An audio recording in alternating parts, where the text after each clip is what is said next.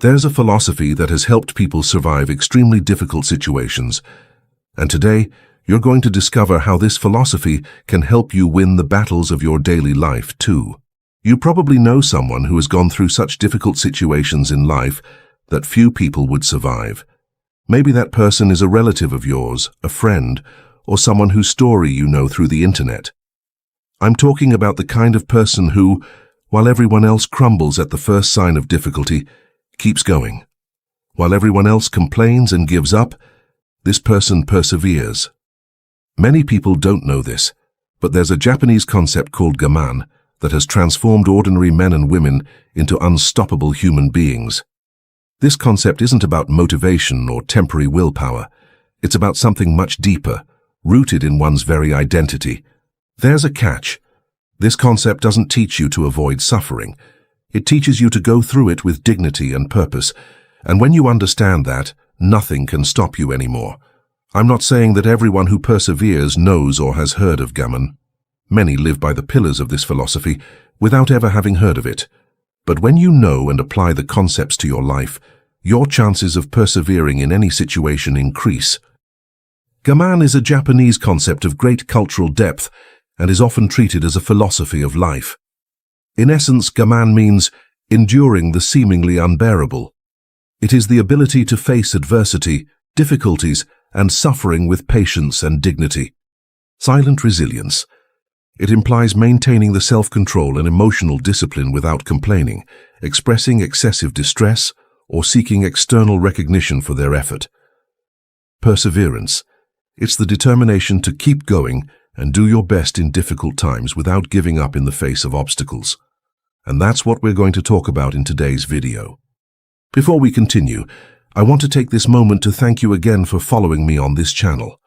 I recently read a comment from a subscriber who has been alcohol-free and free from addictions for 12 days, and my content helped her stay strong.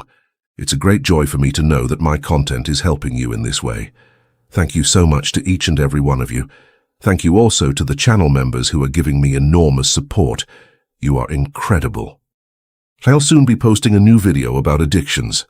Another subscriber suggested this idea, and I really liked it. This video will be released soon. Stay tuned. Now, back to the video. Chapter 1. The Weight of the World on Our Shoulders. The story I'm about to tell you is about a young man named David. He was 16 years old and in his second year of high school. 3 years ahead before college. David wasn't born with a silver spoon in his mouth. He wasn't so poor as to go hungry, but his family knew intimately the burden of bills that don't add up at the end of the month. No presents for every holiday, no luxuries, no room for error.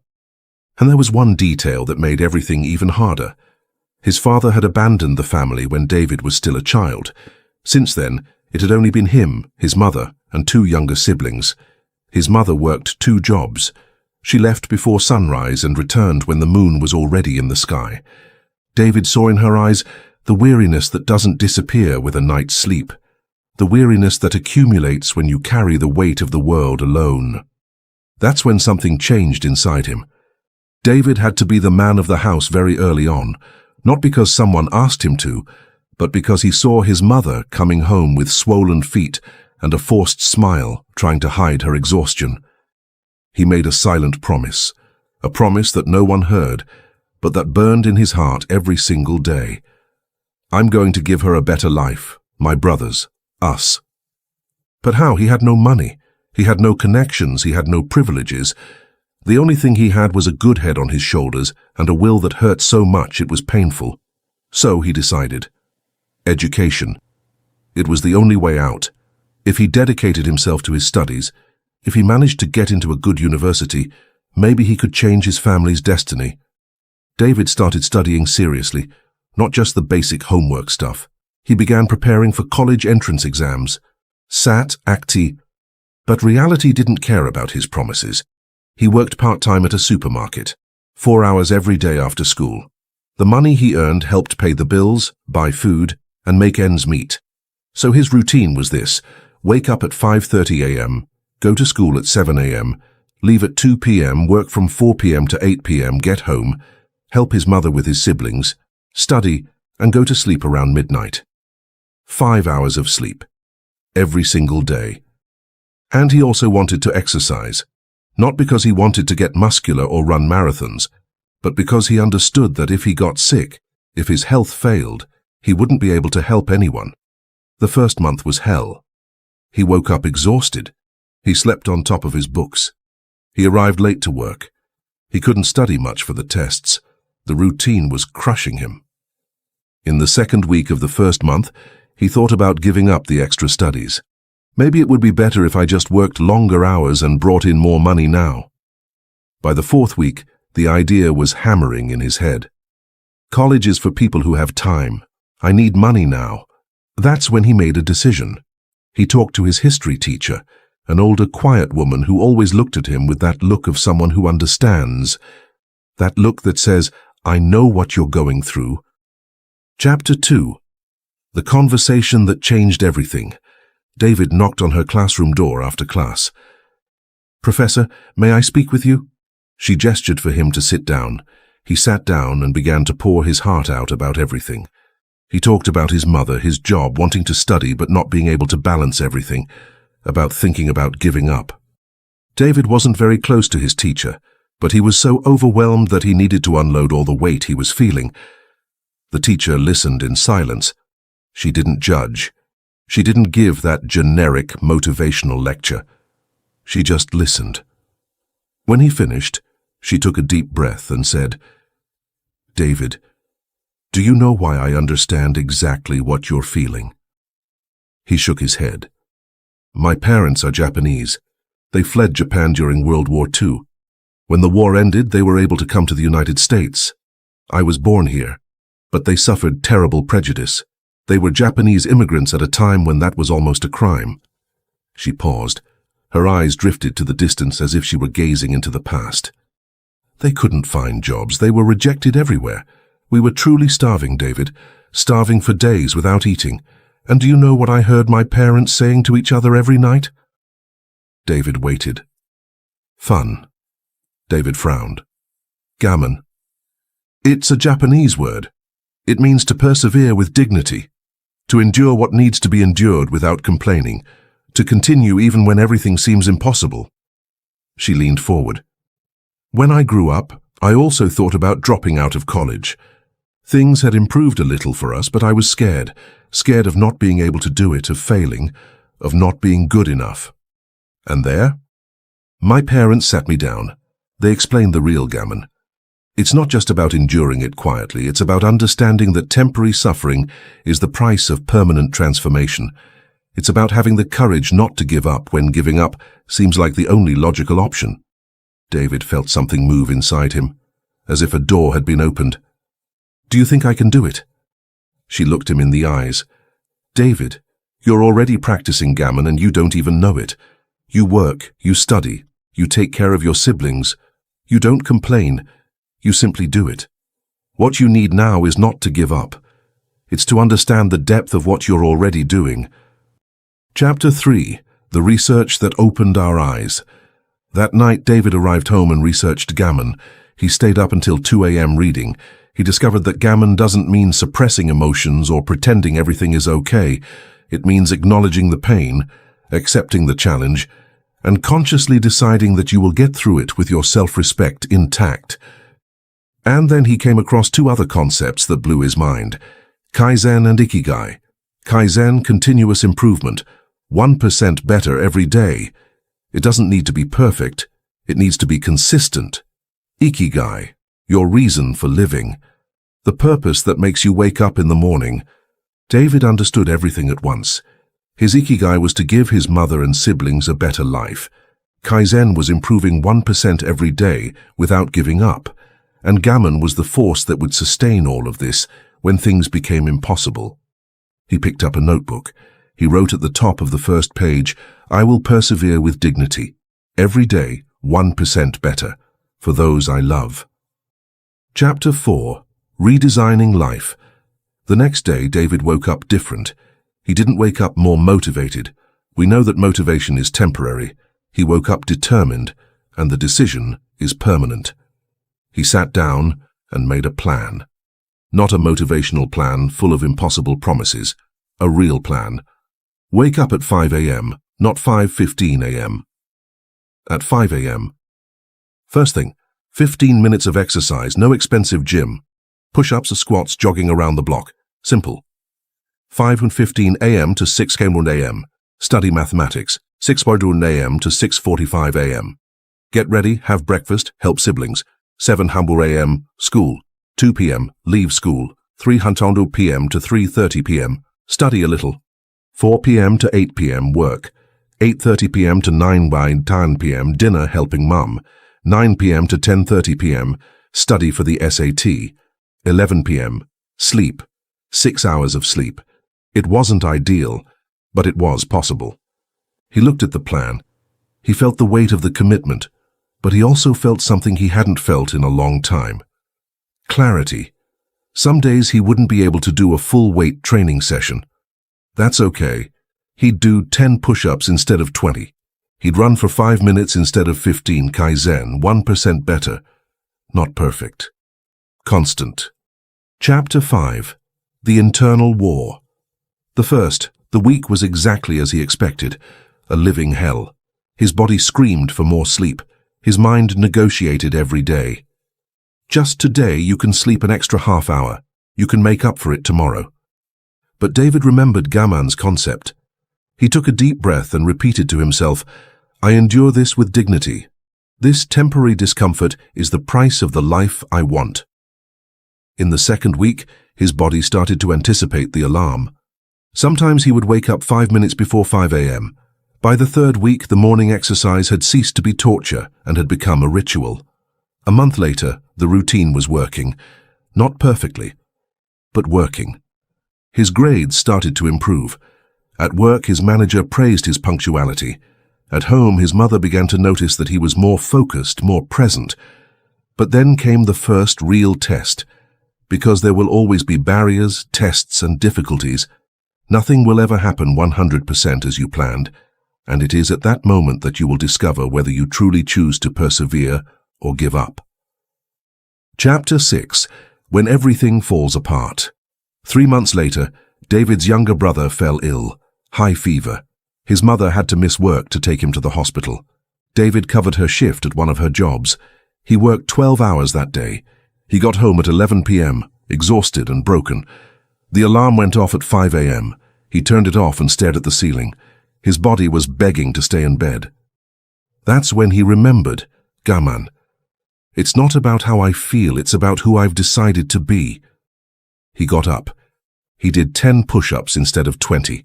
He studied for 20 minutes instead of 45, but he didn't create a gap. The river kept flowing. The following week, he caught the flu. 2 days of fever. He did less than he normally did, but he didn't stop. David understood the concept I always talk about with you here on the channel. 1 is greater than 0. It's much better to study for 30 minutes than not to study at all. It's much better to run 3 kilometers than not to run at all. And this applies to everything in life. A psychologist who studies resilience discovered that people who persevere are not those who never fall. They are those who have defined in advance who they are, regardless of the circumstances. When their identity is clear, behavior follows automatically. Chapter 7. The Turning Point. David was in his 3rd year now, junior year, 1 year until graduation. He worked, studied, and helped out at home. His routine was relentless. People at school started to notice. Dude, you never miss a game. How do you do it? David thought. How do you explain Gaman to someone who has never truly needed to persevere? But one Sunday morning, while he was washing a neighbor's car to earn some extra money, David had an idea. He was good at washing cars. Fast, meticulous, efficient. The neighbor always praised him. David, you should do this professionally. I would pay you. The seed was planted. David started doing this on weekends just to earn some extra money, but he saw that it was an opportunity for something bigger. The following week, he washed another neighbor's car. Then another. The neighbors started recommending him to each other. David made simple flyers on the library computer. Professional car wash, weekends, fair price. He distributed them in the neighborhood. The first month, he had 3 regular customers. On weekends, he washed their cars. He earned $50 per car, $150 per week, $600 per month. It wasn't much, but it helped. He didn't stop at the supermarket yet. He continued working, but he started investing that extra money in better materials, quality wax, special shampoo, a professional vacuum cleaner. The quality of his work improved. Clients recommended him to others. In the second month, he had 8 regular customers. In the third month, 15. Kaizen, 1% better every day. Consistency was working. But here comes the part no one expected. David wasn't doing this just for the money. He was learning something much bigger. When you persevere with dignity, when you deliver consistent quality, the world begins to notice. Chapter 8. The Impossible Decision. Senior year, final year of high school. David now had 25 regular customers. He spent entire weekends washing cars. He hired 2 school friends to help. He paid them by the hour. He still made a profit. Then came the time to apply to colleges. He applied to 3 universities. All of them offered financial aid to low-income students. His grades were good. Not perfect, but solid. He wrote in his essay about Gaman, about persevering with dignity, about working, studying, and taking care of family at the same time. 3 months later, the letter arrived. He had been accepted into a state university with a full scholarship. His mother cried when he showed her the letter. It was the first time he had seen her cry tears of joy. But then came the impossible decision. The car wash business was doing so well that he was making more money on weekends than he did at the supermarket in an entire month. He could expand, hire more people, turn it into a real business, or I could go to college and let the business die. David spoke with his mother. "Mom, I can do both. I can go to college and continue the business on weekends." She held his hand. "David, you've already done more than any mother could ask. You've been working since you were 16. You take care of your siblings. You've made me proud every single day. Now go to college, learn, grow. Business can wait." But David had learned one thing from Gaman. Perseverance isn't about choosing the easy way out. It's about choosing the right way out, even when it's the hardest. "Mom, I'll do both. Not because I need to, but because I can." Here I want to point something out to you. Something I learned from my own experience. Sometimes our parents won't understand us, won't understand our reasons, won't understand our goals, or why we strive so hard. Many times, you will have to do the opposite of what your father or mother is telling you in order to achieve your goal. For example, maybe your parents want you to go to college X because they believe it's the best thing to do, but your dream might be to start your own business or do something different. At this moment, when you're facing this decision, you need to stand by what you believe in and make a difficult choice. This doesn't mean being reckless, but being intelligent and courageous. Chapter 9. The Result of Perseverance. David went to college. He studied business administration. He continued his car wash business on weekends. In his first year of college, he had 40 clients and 5 employees. In his second year, he opened a physical location. In his third year, 2 locations. He learned about marketing in college and applied it to the business.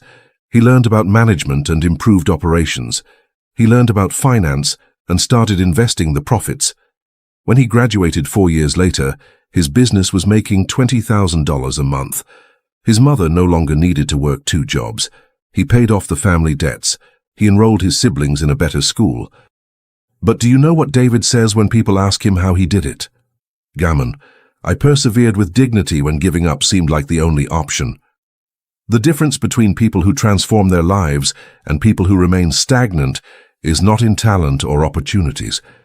It's in the ability to keep going when all logical reasons say to stop. Chapter 10. The Truth About Gaman. Gaman isn't about suppressing your feelings.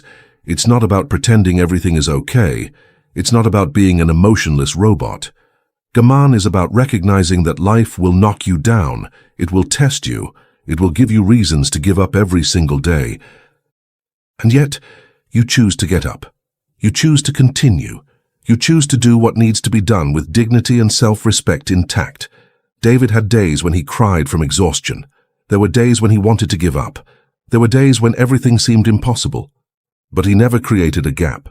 The river never stopped flowing, and that, in the end, made all the difference. The question remains, are you ready to incorporate Gaman into your life? Because it won't be easy, it won't be comfortable. You'll want to give up every single day. But when you understand that temporary suffering is the price of permanent transformation, everything changes. When you define your Ikigai, your reason for living, and commit to Kaizen, 1% better every day, and sustain all of that with Gaman, perseverance with dignity, you become unstoppable. David wasn't special. He didn't have superpowers. He had a family that depended on him, an impossible routine, and a clear decision. I'm not going to give up. And that decision, renewed every single day, completely transformed his life. The secret strength of those who never give up is not the absence of fear.